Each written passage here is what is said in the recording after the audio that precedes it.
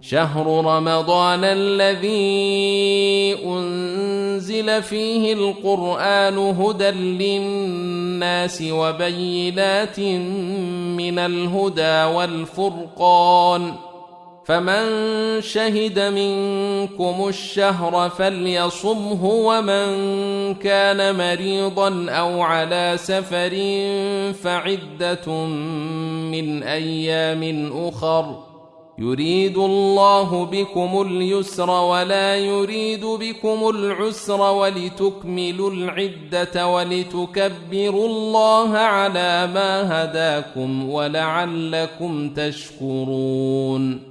ജനങ്ങൾക്ക് മാർഗദർശനമായിക്കൊണ്ടും നേർവഴി കാട്ടുന്നതും സത്യവും അസത്യവും വേർതിരിച്ചു കാണിക്കുന്നതുമായ സുവ്യക്ത തെളിവുകളായിക്കൊണ്ടും വിശുദ്ധ ഖുർആൻ അവതരിപ്പിക്കപ്പെട്ട മാസമാകുന്നു റമദാൻ.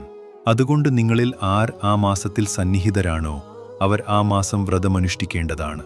ആരെങ്കിലും രോഗിയാവുകയോ യാത്രയിലാവുകയോ ചെയ്താൽ പകരം അത്രയും എണ്ണം നോമ്പെടുക്കേണ്ടതാണ്. നിങ്ങൾക്ക് ആശ്വാസം വരുത്താനാണ് അല്ലാഹു ഉദ്ദേശിക്കുന്നത്. നിങ്ങൾക്ക് ഞെരുക്കമുണ്ടാക്കാൻ അവൻ ഉദ്ദേശിക്കുന്നില്ല.